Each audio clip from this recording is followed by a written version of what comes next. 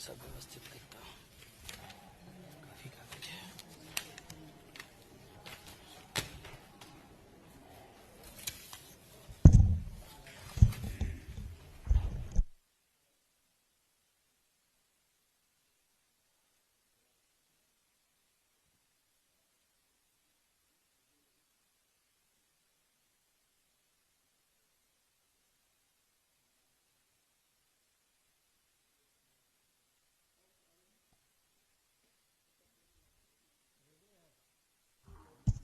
सब लोग रेडी?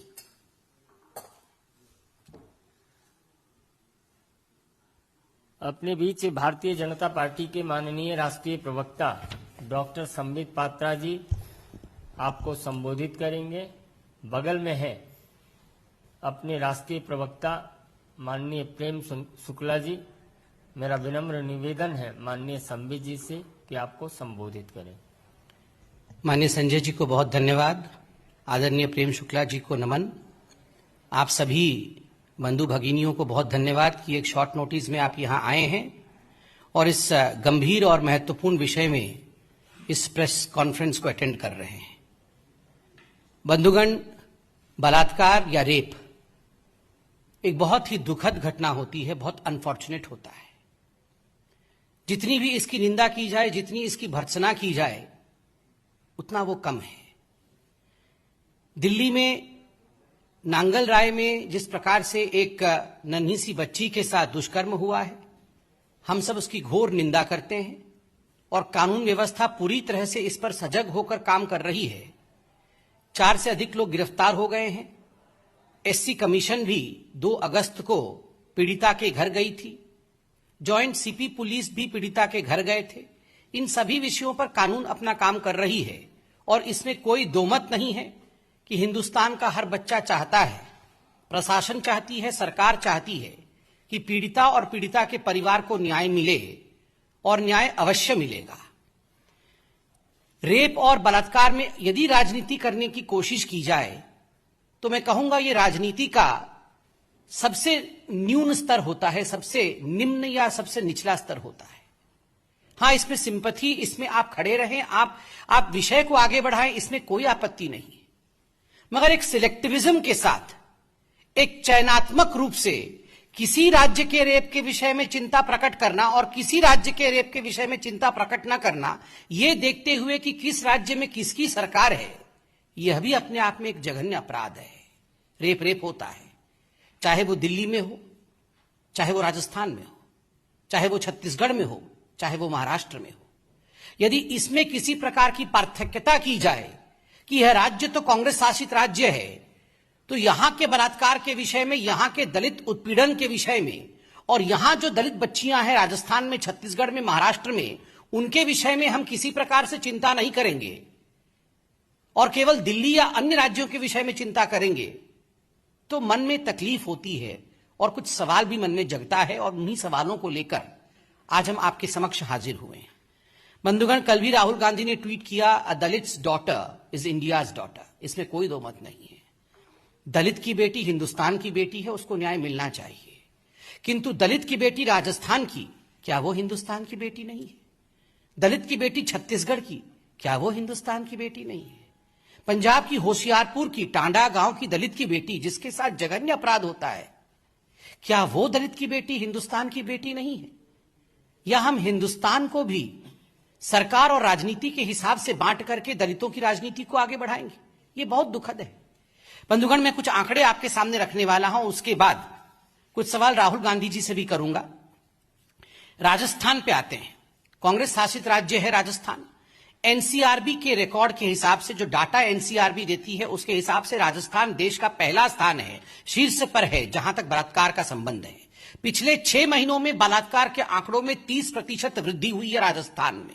साल 2020 में 13,750 केस दुष्कर्म अर्थात बलात्कार के राजस्थान में हुए। और तो और आपको जान के आश्चर्य और दुख होगा कि कोरोना काल में इस प्रदेश में, राजस्थान में 38% का इजाफा हुआ है रेप और बलात्कार की घटनाओं में। आप सब ने देखा भी होगा और न्यूज में दिखाया भी गया है कि किस प्रकार से कोरोना काल के समय एक पीड़िता, एक महिला अन्न मांगने गई थी, राशन मांगने गई थी, और किस प्रकार से उस महिला के साथ दुष्कर्म किया गया, ये हम सब ने न्यूज चैनलों के माध्यम से देखा है। और मैं एक महत्वपूर्ण न्यूज आर्टिकल दिखाऊंगा आपको ये आर्टिकल देख के आपका दिल दहल जाएगा। ये आर्टिकल है राजस्थान में, ये आर्टिकल का जो शीर्षक मैं पढ़ रहा हूं, गहलोत सरकार ने विधानसभा में दिया जवाब, रेप के झूठे मुकदमे दर्ज कराती है शेड्यूल कास्ट महिलाएं, सामाजिक संगठनों ने जताया ऐतराज। गहलोत सरकार ने विधानसभा, पिछले समय जब विधानसभा का सत्र चल रहा था उसमें जब बलात्कार के विषयों पर चर्चा की गई और जब भारतीय जनता पार्टी और अन्य पार्टियों ने वहां पर इस विषय को पटल पे रखा, तो यह सोचकर भी मन सिहर उठता है कि जो जवाब गहलोत सरकार का था कि जो शेड्यूल कास्ट महिलाएं, एससी महिलाएं, दलित महिलाएं होती हैं वो झूठी केसेस दर्ज कराती हैं, इसलिए एनसीआरबी के रिकॉर्ड में संख्या में इजाफा हुआ है। और इसमें आपको जान के आश्चर्य होगा कि विधानसभा के पटल पर उन सारे एनजीओ और उन सभी दलित संगठनों पर भी उंगली उठाई गई थी जो दलित अधिकारों के लिए लड़ाई लड़ते हैं। नतीजा यह रहा कि राजस्थान के कई दलित संगठनों ने इस पर आवाज उठाया था। यह आर्टिकल आप देख सकते हैं, इसकी प्रामाणिकता मैं आपके सामने रखता हूं। ठीक उसी प्रकार अब राजस्थान के कुछ विषयों को मैं आपके सामने रखूंगा जो हमारे दिल को दहला देंगे और किस प्रकार दलितों के साथ वहां बलात्कार होता है, जिसको कांग्रेस पार्टी, प्रियंका गांधी और राहुल गांधी जिसको नजरअंदाज करते हैं, यह विषय मैं आपके सामने रखूंगा। 26 जनवरी 2021 नागौर रेप केस, दलित महिला के साथ दरिंदगी, प्राइवेट पार्ट में डाली बोतल, आरोपी गिरफ्त से बाहर। ये नवभारत में छपा था, मैंने डेट भी बताया 26 जनवरी 2021। एक दलित महिला के प्राइवेट पार्ट में किस प्रकार से बोतल डाल के उसके साथ जघन्य अपराध किया गया। क्या राहुल गांधी उनके घर गए? नहीं। क्या राहुल गांधी ने ट्वीट किया? नहीं। क्या राहुल गांधी ने एक बार भी उसके लिए दुख जताया? नहीं। अजमेर न्यूज 30 सितंबर 2020, पीहर जा रही दलित विवाहित महिला, गांव के युवक ने रास्ते में बंधक बनाकर किया दुष्कर्म। यह अजमेर के रामगंज थाना का विषय है। एक दलित महिला अपने पीहर जा रही थी, ससुराल जा रही थी, रास्ते में रोक करके दुष्कर्म किया गया। किसी ने इस पर ट्वीट करना जरूरी नहीं समझा, किसी ने इस पर बातचीत करना जरूरी नहीं समझा। तीसरा, हिंदुस्तान अखबार में छपा हुआ खबर 25 जुलाई 2021, हाल फिलहाल की बात है। राजस्थान के बाड़मेर में दलित बाप बेटे के हाथ पैर तोड़े, गालियां दी और फिर पेशाब भी पिलाया गया। बाप बेटे को, पिताजी और बेटे का नाम भी यहां लिखा गया है, रामचंद्र मेघवाल और रमेश बाड़मेर। इन दोनों के साथ जिस प्रकार से बर्ताव किया गया और पेशाब पिलाया गया, राहुल गांधी एक दिन भी जो दलित उत्पीड़न के खिलाफ आज आवाज बुलंद करने की बात कर रहे थे, एक दिन भी रामचंद्र जी के घर गए? नहीं। एक ट्वीट किया? नहीं। 16 मार्च 2021 राजस्थान, 15 साल की दलित बच्ची को बंधक बनाकर 9 दिनों तक 18 से अधिक लोगों ने किया गैंगरेप, शाहरुख समेत 20 गिरफ्तार। ये आप देख सकते हैं, ये राजस्थान की पत्रिका में छपी हुई है, ये वहां के समाचार पत्रों में और राष्ट्रीय न्यूज में छपा हुआ 16 मार्च 2021 का बहुत महत्वपूर्ण खबर है। और ये पूरा का पूरा वाकया 15 फरवरी 2021 को हुआ, लगातार कई दिनों तक होता रहा। 18 दरिंदे रेप करते रहे। ये किसका? 15 साल की एक दलित बच्ची का। कोटा से उस बच्ची को झालावाड़ लाया गया था और ये दरिंदगी उसके साथ हुई। मगर एक आवाज कांग्रेस के किसी नेता, ना प्रियंका वाड्रा ना राहुल गांधी, एक आवाज इस पर बुलंद नहीं किया गया। आज राहुल गांधी जी ने, हमें कोई आपत्ति नहीं है, देश है, लोकतांत्रिक देश है, बिल्कुल we should stand for justice, इसमें कोई दो मत नहीं। मगर सिलेक्टिविज्म, ये जो चयनात्मक राजनीति है और रेप जैसे जघन्य अपराध से राजनीति करने का प्रयास, ये उचित नहीं है। मैं आपको अभी राजस्थान का उदाहरण दे रहा था, पंजाब का उदाहरण सुन के आपका दिल दहल जाएगा। पंजाब में होशियारपुर में जिस प्रकार से एक 6 साल की दलित बच्ची के साथ, नाबालिग 6 साल की, 2 युवकों ने टांडा गांव में अक्टूबर के महीने में उसका रेप किया, जिस प्रकार से बलात्कार करने के बाद उसकी हत्या की गई। होशियारपुर की यह दलित बेटी, क्या यह हिंदुस्तान की बेटी नहीं है? राहुल गांधी, क्या आप एक बार भी होशियारपुर के उस गांव में, टांडा गांव में जाकर उस बेटी के माता पिता से मिले? या आपने एक बार भी कैप्टन अमरिंदर सिंह को फोन उठाकर कहा, कैप्टन साहब आप ले लाओ जाके? नहीं, क्योंकि यहां आपको वोट नहीं मिलने वाला था, यहां आपको राजनीतिक बेनिफिट नहीं होने वाले थे। छत्तीसगढ़, आज पूरे देश में छत्तीसगढ़ 10वां स्थान पे है एनसीआरबी के रिपोर्ट के हिसाब से, जहां तक बलात्कार का विषय है। 10 महीनों में 1716 बलात्कार की घटना हुई है और इस वर्ष केवल इस वर्ष 2021 में 60 बलात्कार की घटनाएं छत्तीसगढ़ में हो चुकी हैं। कहीं एक जगह भी राहुल गांधी नहीं गए हैं, नदारत है। बंधुगण, अब मैं जो कहने वाला हूं एक बहुत सीरियस इशू है। राहुल गांधी जी ने आज ट्वीट किया है और मुझे तकलीफ है, मुझे दुख है। राहुल गांधी जी ने बहुत ही गैर जिम्मेदाराना व्यवहार दिखाया है। अपने ट्वीट में उन्होंने उस दलित बच्ची के माता पिता के फोटो को ट्वीट किया है। यह गैर कानूनी है। मैं दोनों सेक्शन पढ़ूंगा देश के लिए, ताकि राहुल गांधी, जो शायद ये नहीं जानते हैं या जान के भी अनभिज्ञ बनने की कोशिश कर रहे हैं केवल पॉलिटिकल बेनिफिट के कारण, राहुल गांधी जाने जरा कि पॉक्सो एक्ट क्या होता है। Section 23, section 23 of POCSO act क्या कहता है? उसका दूसरा प्रावधान कहता है, no reports in any media shall disclose the identity of a child including his name, address, photograph, family details, school, neighborhood, or any other particulars which may lead to disclosure of the identity of a child.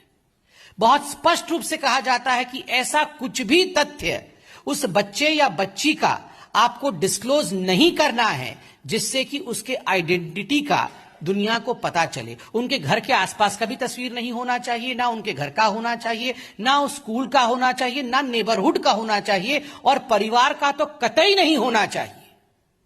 उसके आगे क्या कहती है POCSO act? आगे act कहती है, the publisher और owner of the media और द स्टूडियो और photographic facilities shall be jointly and severely liable for the acts and the omission of his employ. कि आपने अगर फोटोग्राफिक डिटेल डाला है तो आप सिवियरली लायबल होंगे। कोई ऐसी वैसी बात नहीं है, सिवियरली लायबल। यह सेक्शन 23 था। Section 74 of the juvenile justice care and protection of childrens act, ये तो पॉक्सो एक्ट पढ़ा मैंने, अब जुवेनाइल जस्टिस एक्ट क्या कहती है? Section 74, title, Prohibition on Disclosure of Identity of Children, description, no report in any newspaper, magazine, news sheet or audio visual media or any other form of communication regarding any inquiry or investigation or judicial procedure shall disclose the name, address or school or any other particular which may lead to identification of a child in conflict with law or a child in need of care and protection or a child victim or witness of a crime involved in such matter under any other law for the time being in force, nor shall the picture of any such child be published, provided that for reasons to be recorded in writing, the board or committee, as the case may be, holding the inquiry may permit such disclosure. इसमें आगे बहुत कुछ लिखा गया है और लिखा गया है कि पनिशमेंट कितनी होगी, लायबिलिटी क्या होगा। आपने यहां माता पिता दोनों का ही जिस प्रकार से फोटो ट्वीट किया, क्योंकि वो एक पब्लिशिंग प्लेटफॉर्म है, वो एक प्लेटफॉर्म है कम्युनिकेशन का, वहां आपने जिस प्रकार से ये फोटो ट्वीट किया है माता पिता का, स्वाभाविक रूप से आपने उस बच्चे के फैमिली की आइडेंटिटी को चौराहे पे डाल दिया है। माता पिता दलित हैं, मैं बिल्कुल समझ सकता हूं, माता पिता को यह सब बताया नहीं गया होगा कि एक्ट में क्या लिखा है, सेक्शन 74, सेक्शन 23, बेचारे गरीब लोगों को आप यूज कर रहे हैं अपनी राजनीति के लिए। This is using Dalit and the poor for furthering your own political agenda. माता पिता इन एक्ट्स के बारे में जानते नहीं जानते वो अलग विषय है, आप तो जानना चाहिए था Rahul Gandhi. You should have known these acts. You are a parliamentarian since many years. You call yourself a responsible politician, but you have kept the rules of the law at bay in order to further your political aspirations. ये किस प्रकार की बात है राहुल जी? और मैं आज इस मंच पर से भारतीय जनता पार्टी की तरफ से national commission for protection of child right NCPCR से यह निवेदन करूंगा कि तत्क्षणात जल्दी से जल्दी राहुल जी द्वारा जिस प्रकार से दोनों एक्ट्स का उल्लंघन किया गया है, सेक्शन 23 ऑफ पॉक्सो एक्ट और section 74 of the juvenile justice care and protection children act, इसका संज्ञान एनसीपीसीआर ले और राहुल गांधी को नोटिस इश्यू करे।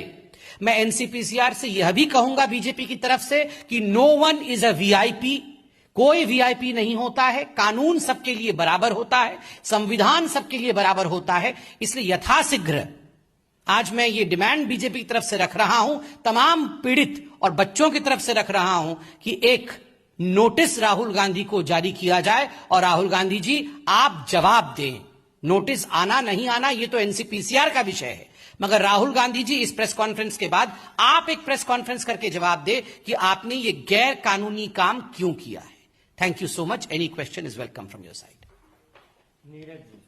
अरविंद केजरीवाल जी ने भी ट्वीट किया है, उन्होंने ये कहा है कि मैं बच्ची के परिवार से मिला, उनको 10 लाख की मदद दी, लेकिन केंद्र सरकार की कानून व्यवस्था पर सवाल खड़ा किया है कि मैं केंद्र सरकार से भी अपील करता हूं कि दिल्ली कानून व्यवस्था दुरुस्त करे और हमारा सहयोग है।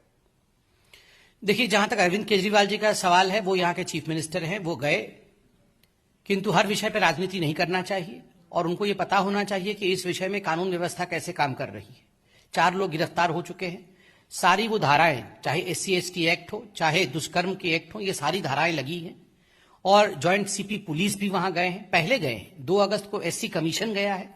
सारे कमीशन, सारे कमिटीज, पुलिस इस पर तत्परता के साथ काम कर रही है। हम सिर्फ इतना ही निवेदन करेंगे, जघन्य अपराधों पर कभी भी राजनीति नहीं होनी चाहिए।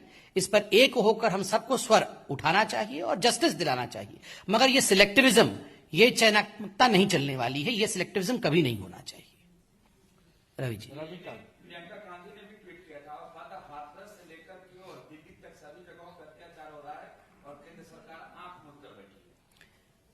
प्रियंका वाड्रा जी से हम पूछना चाहते हैं, जब राजस्थान का हमने यहां पर उदाहरण दिया, राजस्थान में बलात्कार होता है, जब होशियारपुर की दलित लड़की के साथ दुष्कर्म होता है तो वो आंख बंद करके क्यों बैठी रहती है? कितनी बार वो राजस्थान गई, कितनी बार वो होशियारपुर गई? और जहां तक दिल्ली का सवाल है, कोई आंख बंद करके नहीं बैठ रहा है। मैंने अभी आपको बताया कि किन धाराओं के अंतर्गत केस चल रहा है और किस प्रकार जो लोग इसके लिए रिस्पॉन्सिबल थे वो गिरफ्तार हुए हैं। पुलिस त्वरितता के साथ अपना काम कर रही है, मगर ये सिलेक्टिविज्म जो गांधी परिवार दिखा रही है, ये उचित नहीं है। रविकांत, टाइम्स नाउ, नव भारत। राहुल गांधी ने जो ट्वीट किया है उसमें लिखा है कि मैं न्याय के रास्ते पर हूं, जब तक पीड़िता के परिवार को न्याय नहीं मिल जाता मैं उनके साथ हूं, लेकिन यहाँ पर साथ ही उनकी जो पहचान उजागर कर दी है, तो समाज में किस तरीके का वो न्याय दिलाने गए? देखिए, इसमें 2 चीजें पता चलती है। पहला विषय जो उजागर होता है वो स्पष्टतः राहुल गांधी जी न्याय प्रक्रिया और कानून के विषय में बहुत अल्प ज्ञान रखते हैं। किस प्रकार से एक जुवेनाइल को एक्सपोज नहीं करना है, ना तो उसका नाम लेना है, ना उसके परिवार वालों को सामने लाना है, ना उनकी तस्वीरों को पब्लिश करना है, ये तो साधारण ज्ञान है। इसके लिए बहुत किताब पढ़ने की आवश्यकता नहीं है। और राहुल गांधी जो इतने वर्षों से पार्लियामेंट में बैठे हैं, इतना साधारण ज्ञान, कॉमन सेंस जिसको अंग्रेजी में कहते हैं, वो राहुल गांधी जी के पास होना चाहिए, ये तो हम सोचते थे। मगर आइदर ये कॉमन सेंस की कमी है या राहुल गांधी जी ने जानबूझकर इस प्रकार कानून का उल्लंघन किया है। ये तो तभी पता चलेगा जब राहुल गांधी इस पर अपना सफाई रखेंगे और एनसीपीसीआर उन पर कार्यवाही करेगी। हम ये डिमांड करते हैं। दूसरी बात है, राहुल गांधी जिस प्रकार से कांग्रेस शासित राज्यों पर कभी भी नजर नहीं डालते हैं, वहां न्याय की कोई डिमांड नहीं करते। वहां अभी किस प्रकार से आज राजस्थान एनसीआरबी के डाटा के हिसाब से नंबर 1 स्टेट है रेप में। एक बार राहुल गांधी राजस्थान के उन रेप पीड़ितों के घर गए जो दलित थे, एक बार उनके खिलाफ आवाज उठाई राजस्थान की सरकार के खिलाफ, एक बार वहां उन्होंने कहा I want to stand for justice? नहीं। जब राजस्थान में जघन्य अपराध होता है, then close your eyes, you open your eyes and you stand only when you feel you will have some political benefit out of it. This is something which is appalling. Sir, BJP प्रदेश अध्यक्ष आदेश मिश्रा वहां गए थे, उनका विरोध किया गया वहां के लोगों ने। देखिए, मैं इस विषय से अनभिज्ञ हूं, इस विषय को अवश्य देखेंगे। वहां तो लोगों ने यह भी विरोध किया है कि जो कांग्रेस के काउंसिलर है वो एक दिन भी इस विषय को लेकर आए नहीं। तो अभी मैं राहुल गांधी हाय हाय के नारे भी सुन रहा था टीवी पे, वहां पर लोग बोल रहे थे। ये विषय अलग है। डेमोक्रेटिक कंट्री है, पीड़िता के पास न्याय के लिए जाना मना नहीं है, किंतु 2 विषयों को लेकर हमें घोर आपत्ति है। कभी भी सिलेक्टिव नहीं होना चाहिए, राजनीति नहीं करना चाहिए। आप जाइए, खड़े होइए, मदद करिए, सबको मदद करनी चाहिए, मगर राजनीति नहीं करिए। दूसरी बात, कानून का उल्लंघन कभी मत करिए। आपने पीड़िता के माता पिता के फोटो को जारी करके जघन्य अपराध किया है, इसमें माफी मांगिए। और एक डिमांड करता हूं, तुरंत, अभी प्रेस कॉन्फ्रेंस राहुल गांधी देख रहे हैं, तुरंत इस ट्वीट को डिलीट करिए। पहले तो ट्वीट को डिलीट करके अपनी संवेदना को दिखाइए। Show your sensitivity by deleting the tweet at least. ये तो अभी प्रेस कॉन्फ्रेंस लाइव भी वो देख रहे होंगे टीवी पे, नहीं तो कम से कम जिस मोड से, ट्विटर के मोड से उन्होंने ट्वीट किया है वहां भी लाइव चल रहा होगा। तो कम से कम जो हमारी डिमांड है, पब्लिक की डिमांड है, प्लीज डिलीट योर ट्वीट, अपने ट्वीट को तो हटाइए।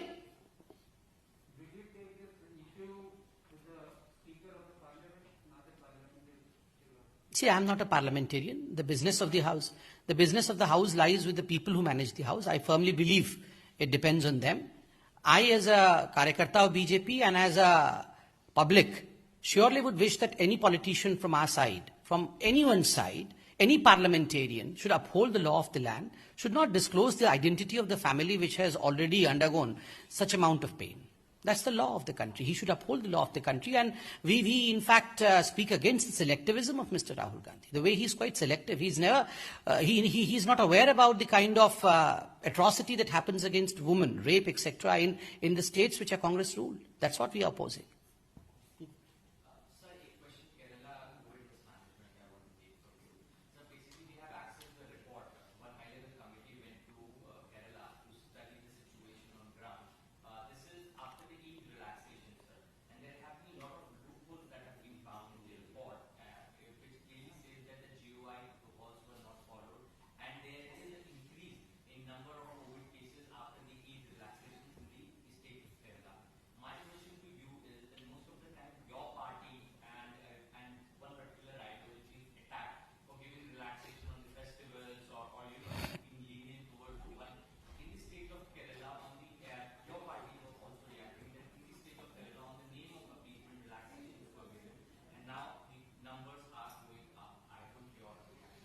See, as far as the report is concerned, we are not aware of the report, but you have the report, you say. But gathering the report from you, our reaction would be that we stand by what we had said in the press conference about a week ago. And if you would remember, we had said that the rise in the cases of COVID in Kerala, contributing to approximately 50% of India's cases, is primarily due to the politics of appeasement in Kerala, and especially because of the relaxations that were given to the COVID norms and the protocols during the Eid celebrations for 3 days. And astonishingly, this is what you say has appeared in the report. I think the country today has realized that this again is a case of selectivism. As in this case also we are talking about selectivism. While these so-called left seculars talk about Kanwar Yatra, which never happened though, the state of Uttarakhand and Uttar Pradesh followed the rules there. They followed what the Supreme Court had advised them. But ironically in Kerala, despite the Supreme Court's reprimand, what the Supreme Court had said was not followed. They chose appeasement over Supreme Court's advice. And the result is in front of us. We are suffering today. Thank you. बहुत बहुत